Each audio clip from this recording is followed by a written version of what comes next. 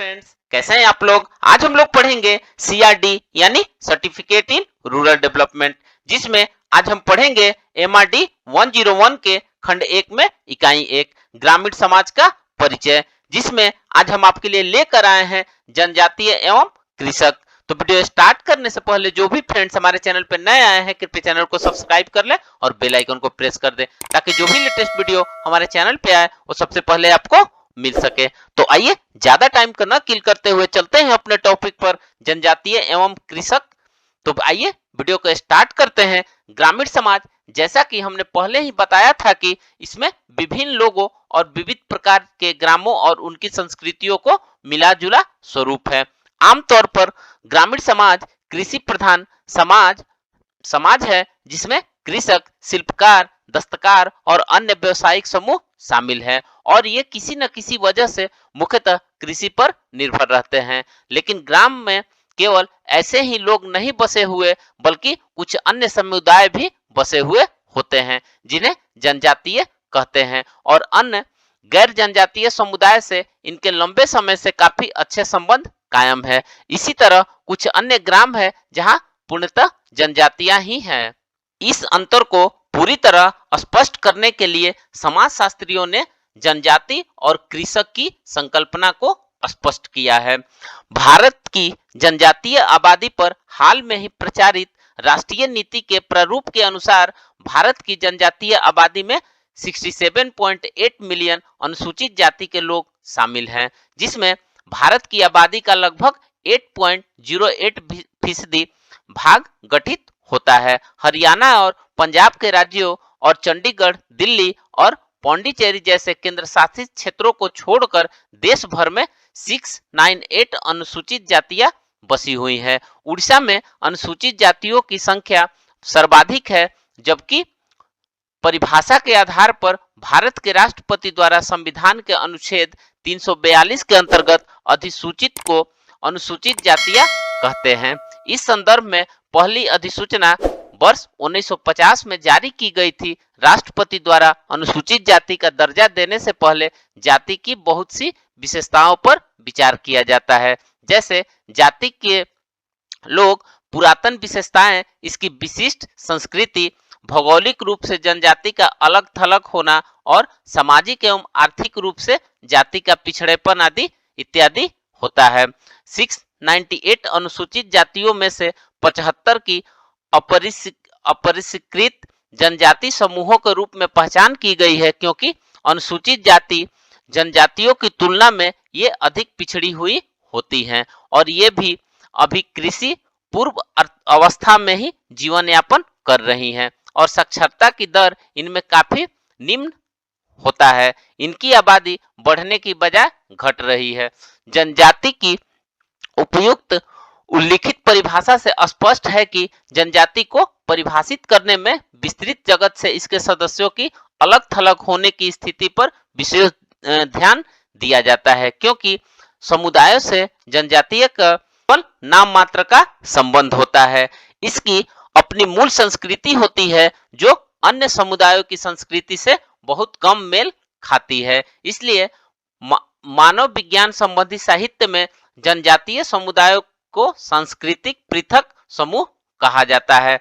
कहने से तात्पर्य यह है कि बाहरी जगत का अध्ययन किए बिना भी जनजातीय समाज को समझा जा सकता है, और जनजाति उस बाहरी जगत को एक छोटा सा भाग यानी एक टापू के समान हो सकती है। जनजातीय समाज अपने आप में एक पूर्ण समाज होता है।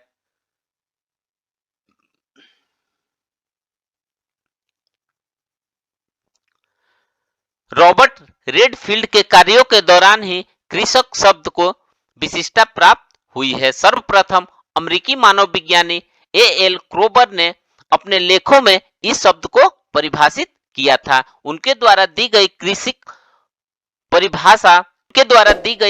की परिभाषा के अनुसार कृषक निश्चित रूप से ग्रामीण होते हैं। इसके अलावा उनका संबंध शहरी बाजारों से होता है। वे एक बड़े जन समुदाय का एक ऐसा वर्ग है जिससे अक्सर शहरी केंद्र और कभी कभार महानगर भी होते हैं। वे आंशिक संस्कृतियों सहित आंशिक समाज है। इनमें जनजातीय समुदायों की पृथकता, राजनीतिक स्वायत्तता और आत्मनिर्भरता नहीं होती है, लेकिन इनकी स्थानीय इकाइयों में अपनी अस्मिता, एकजुटता और अपनी मिट्टी एवं पूजा पद्धतियों के प्रति लगाव अभी भी सुरक्षित है। जनजातीय पृथकता में रहती है, लेकिन कृषक इस तरह नहीं रहते हैं।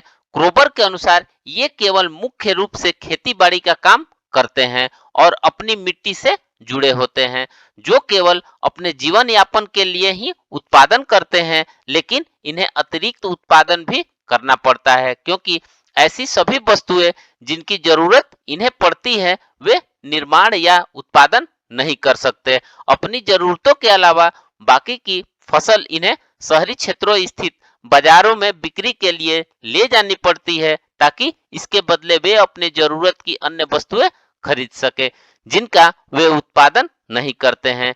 कृषक शहरी बाजारों पर निर्भर होते हैं और जिसके फलस्वरूप ये लगातार शहरी समाजों में संपर्क बनाए रखते हैं।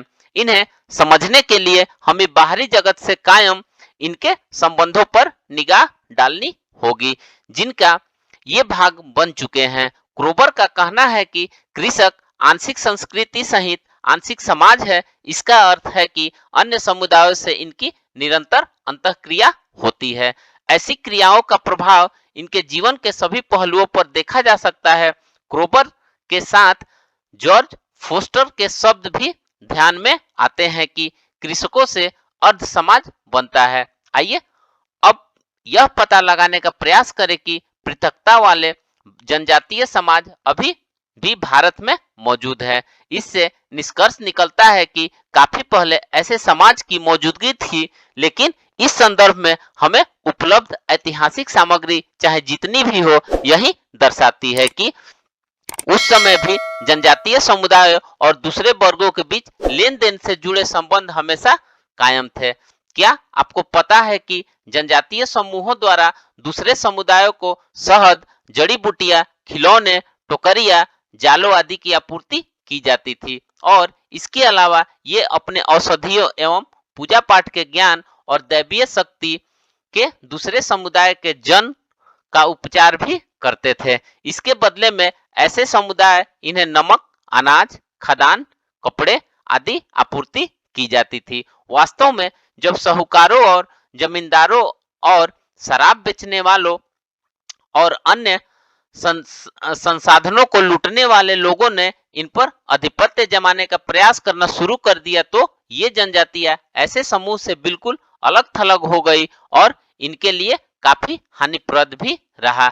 ऐसे शोषकों से बचने का इनके पास एकमात्र विकल्प अंदरूनी एकाकी क्षेत्रों की ओर प्रस्थान करना था, ताकि दमनकारी शक्तियों और शोषकों के शिकंजे से निकलकर कुछ समय के लिए इन्हें आराम मिल सके। भारत में ऐसी बहुत सी जनजातियां हैं जो खेती बाड़ी का ही काम करती हैं, और इसके परिणाम स्वरूप इन्हें कृषकों से अलग करके देखना मुश्किल लगता है।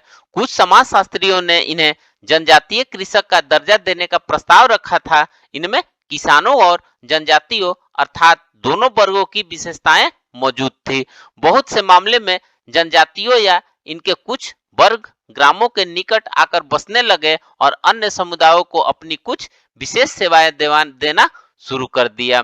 समय के साथ साथ ऐसे वर्ग ग्रामों का अभिन्न हिस्सा बन गए और इस तरह जनजातियां ग्रामों में परिवर्तित हो गई। इसके अलावा भारत में जनजातियां शिकार खेलना, खाद्य सामग्री एकत्र करना, मछली पकड़ना, बागवानी का काम करना और झूम कृषि करना, कला और शिल्प जैसी उत्पादन विधियों से भी जुड़ी हुई है।